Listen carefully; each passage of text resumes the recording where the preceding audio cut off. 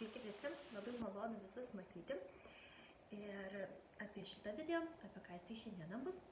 Iš tiesų, aš paskutiniu metu gavau beprotiškai daug gražių sveikinimų. Visa mūsų šeima taip pat esam labai dėkingi.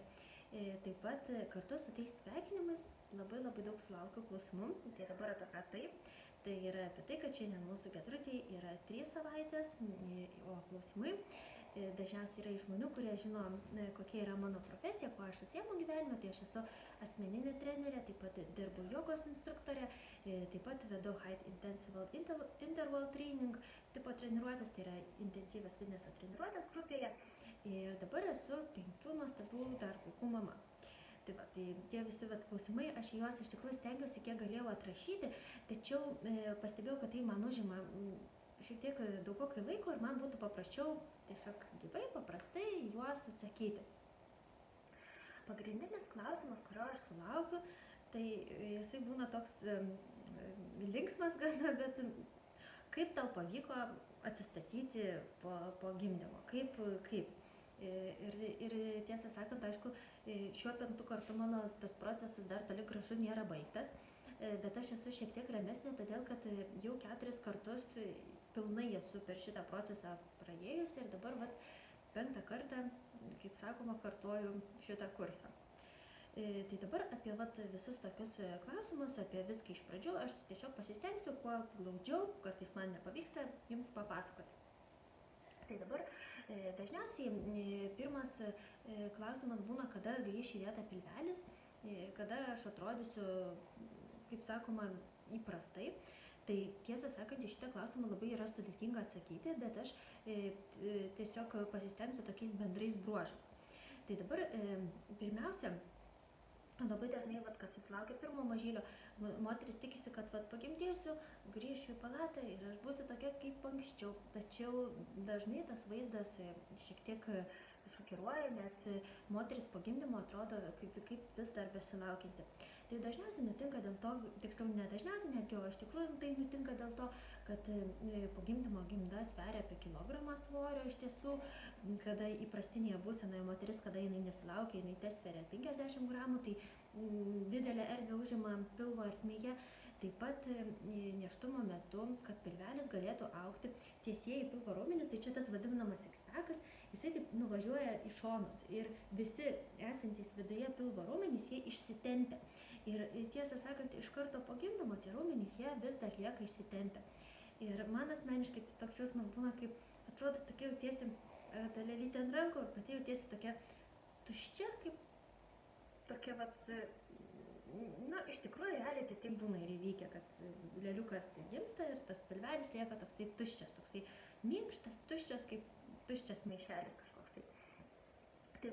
Tai tiesą sakant, iš karto po gimdymo tas vaizdas tikrai nebus įprastas ir, kaip sakoma, pasižiūri ir taip galvoja, kad kažkada čia buvo pilvo presas, bet nenusiminkit, kažkada jis vėl čia bus ir viskas bus gerai. Tai dabar taip pat, dabar su to pilvo presu. Dabar kitas, dažniausiai būna moterys, kadangi jau kažkaip nepatenkintas būna to pilvo vaizdu, pradeda labai daug klausimų sulaukiu, kaip sportuoti po gimdymo ir kokius pratimus daryti. Iš tikrųjų, aš kalbu būtent apie tą ankstyvąjį periodą. Tai tas ankstyvasis periodas, tos 3 savaitės dar yra labai mažai laiko. Aš tiesą sakant esu kelias mankštas padariusi, bet tokias labai tokias švelnes, sakyčiau, labai. Ir tas toksai, šito būtent periodu treneriui būtų labai sudėtinga treniruoti moterį. Iš tikrųjų, net sunkiai įmanomas dalykas, todėl kad vis dar turėtumėt labai daug kontaktuoti su savo gydytoju. Ar gydytojas jau leidžia daryti kažkokias mankštas, ar neleidžia, koks buvo gimdymas, ar jisai buvo lengvas, ar jisai buvo natūralus, ar buvo atliktas cezario pjūvis. Jeigu buvo atliktas cezario pjūvis, ar jau galiu daryti tam tikrus pratimus. Jūs, tiesą sakant, tas pogimdyminis periodas, kai dažniausiai gydytojų mūsų laukia po 8 savaičių, kad mes pasirodytume, 6, taip pat jeigu natūralus gimdymas. anksčiausiai 4, bet vat, tame tarpe. Tai jūs, kai po gimdymo būtent einat pas gydytoją, jūs, jeigu ypač padaryta kokia nors operacija, tarkim, cezario pjūvio, jeigu, tarkim, buvo atliktas tarpvietės kirpimas, ar plyšimas, kažkas, tai labai labai svarbu to vat vizito metu išsiklausinėti gydytojo, ką aš galiu daryti, ko galbūt man negalima daryti. Ir vat, tuo jūs labai padėsite savo treneriui ateityje. Galbūt yra kažkokios problemos, kurie pratimai yra nerekomenduojami ypatingai. Čia iš tikrųjų galioja ir su kitom problemom, žmonėm, kurie kažkokius sveikatos tokių turit problemų, dėl kurių bendraujat nuolat su gydytojais. Kuo jūs daugiau iš gydytojų įsiklausinėsite, ką jums geriau daryti ir ko jums geriau nedaryti, tuo jūs geriau pasiruošę ateisite pas savo trenerį ir treneriui palengvinsite labai stipriai darbą ir patys turėsite labai daug naudos. Nes tiesą sakant, man, kadangi aš dirbu jogos instruktorė, tai šiek tiek nuklysiu šoną, bet kad jūs įsivaizduotumėt, man labai sunku būna tada, kai ateina žmogus ir sako, man yra kažkas blogai su nugara ir man gydytojas liepia lankyti jogą. Ir jogos pratimai, jie yra kardinaliai skirtingi ir man pačiai, kaip treneriai, būna tada labai taip sunku ir nesmagu, nes aš vienais pratimais tą žmogų galiu sužaloti, kitais pratimais aš galiu turėti jam pasiekti labai gerą rezultatą ir turėti naudos. Tai pirmas dalykas – įsiklausinėti gydytoją. Jeigu, tarkim, nuostabiai gerai jaučiatės po gimdymo, kaip aš po Giedrės šį kartą gimdymo tikrai esu labai dėkinga Mažylio gimdymo namų visam personalui, nes nepavargau, nenuvargau, labai greit pagimdžiau, labai gerai jaučiausi. Iš tikrųjų ir tokia, kaip sakoma, spindinti šį kartą jaučiuosi, ne taip kaip po tauro gimdymo, nors ten man su sveikata buvo problemų, mažiau pasisekė. Tai toks dalykas, jūs irgi jau kai išrašinėja iš ligoninės, jūs irgi išsiklausinėkite gydytoją, ką galima daryti, ko negalima daryti, gal man kažko tai reikėtų vengti ir panašių dalykų. Tačiau bendri bruožai būna dažniausiai panašus. Tai pirmas dalykas, ko mamos dažniausiai pergyvena, tai būtent tas atsikišęs pilvelis ir labai labai dažnai bijomasi tokio nemalonaus reiškinio kaip pilvo raumenų diastazė vadinama, arba tiesiojo pilvo raumens prasiskyrimas, tai būtent apie tai, ką aš kalbėjau.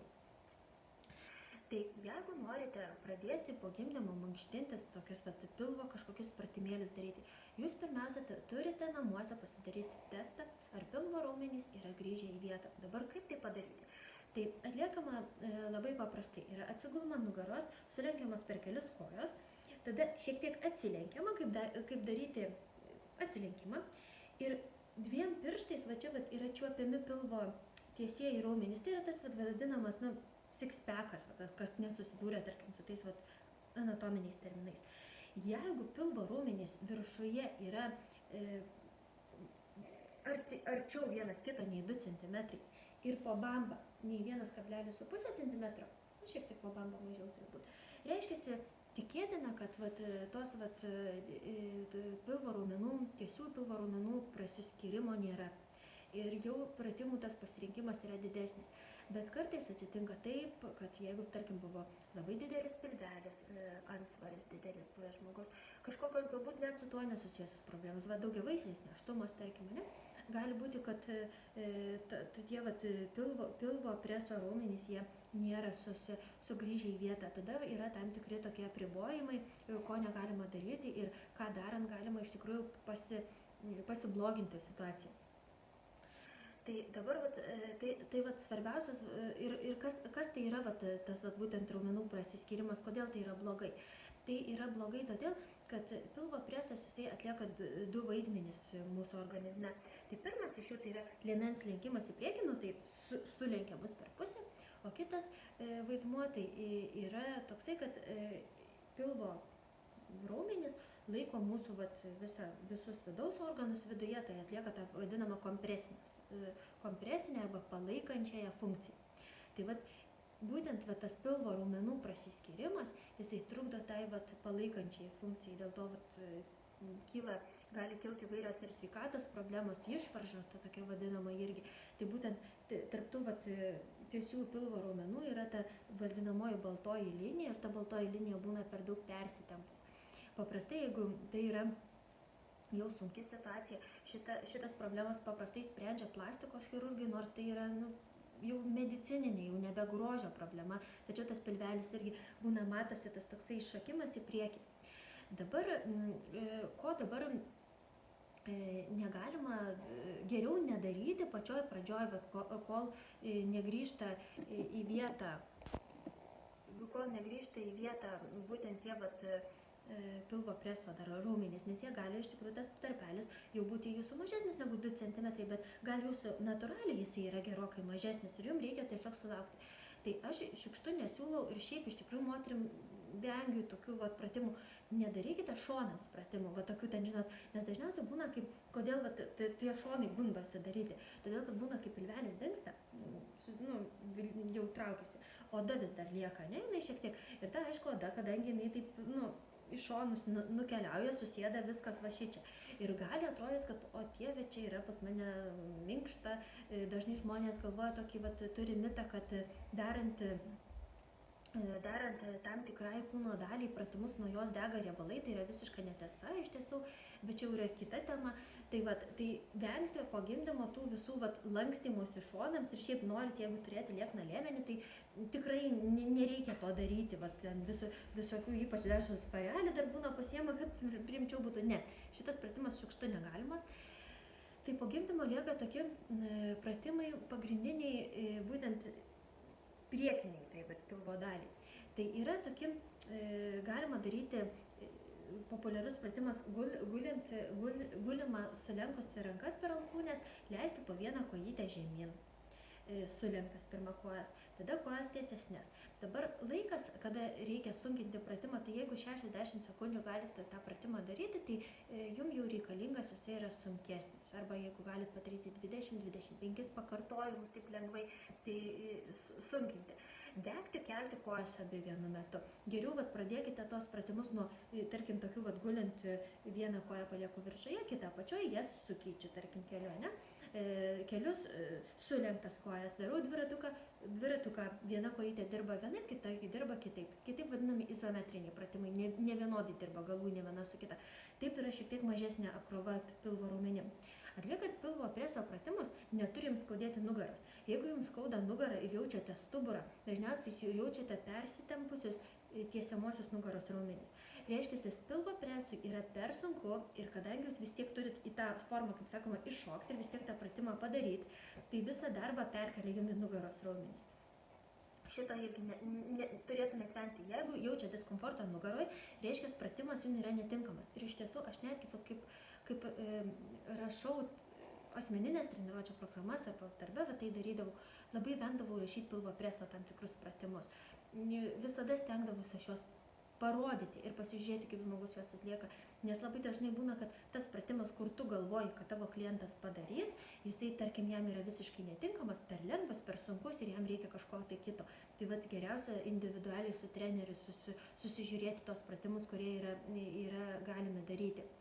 Dabar po gimdymo, nors yra visokių plank challenge ir taip toliau, tokių internete galima susirasti tokių kaip iššūkių visokių, lenta nėra labai tinkamas pratimas iš karto po gimdymo, todėl kad lentoje būtent labai stipriai yra spaudimas į tą baltąją pilvo liniją, į tą visą ir tą šiek tiek, jeigu yra kūnas dar neatsistatęs, dar yra nesuaugusi, būtent tas jungiamasis audinys, nepriartėja tie raumenys vienas prie kito, gali jums irgi pabloginti situaciją ir trukdyti sugrįžti pilveliui į tą įprastinę būseną. Rekomenduojami būna visokie pratimai, kuriuo metu įtraukiamas pilvas, kad gulint ant nugarytės, tarkim, sulenkus kojas įtraukti pilvą. Ir dabar iš tikrųjų dar pakalbėsiu apie tai, ką nekalbėjau ir kas yra beprotiškai svarbu. Tai yra Kegelio pratimai ir visa dubens dugno grupė. Nėštumo metu dubens dugno raumenys jie patiria labai stiprią apkrovą ir labai stipriai yra ištempiami. Dubens dugno raumenys tai toks kaip dubenėlis, kuris yra išklojęs visą tą dubens sritį. Jeigu diafragma apriboja mūsų vidaus tos organus, visą pilvuko turinį į viršų, dubens dugnas dažnai vadinamas apatinė diafragma ir jis yra apačioje. Jisai irgi apriboja visą tai. Tai labai būtent nėštumo metu jisai tikrai būna, vaikelis sveria, visas pilvukas stipriai, visi vidaus organai suspausta, būna spaudimą tikrai jis didelį patiria ir būtent dubens dugno pratimai tai turėtų būti patys pirmi pratimai, kuriuos moterys pradeda daryti. Aš iš tikrųjų apie juos daug nesiplėsiu, ta prasme technikos neaiškinsiu, todėl kad iš tiesų labai daug yra internete visokių tai skirtingų paaiškinimų ir iš tikrųjų kiekvienam žmogui juos pajausti gana skirtingų reikia žodžių paaiškinti, nes tai yra, aš kaip savo klientėm irgi sakau, tai yra tie pratimai, kur treneris negali jums padėti, jisai gali jums žodžiu išaiškinti, kaip daryti, bet jūs tiesiog tie pratimai, kurių nelabai apčiupinėsi, tai yra tokie, jie gana rimtimus iš tikrųjų yra ir labai tie pokyčiai tokie minimalūs, bet tiesiog pojūčiais tokiais gali žinoti, ar tavo tas treniruojamas žmogus juos atlieka gerai ar ne, apibūdinant, bet taip kaip akivaizdžiai pataisyti jų tiesiog galima sakyti beveik neįmanomas yra dalykas. Tai siūlau pasidomėti, pasiskaityti, įvairių yra technikų, kaip atlikti. Tai raktiniai žodžiai būtų tokie dubens dugno treniruotė, Kegelio pratimai. Kas skaitot angliškai, gerai suprantat pelvic floor exercise, Kegel exercise, į tą gali tikrai pasižiūrėti pratimų įvairių ir schemų, kaip daryti, kaip didinti skaičių ir taip toliau.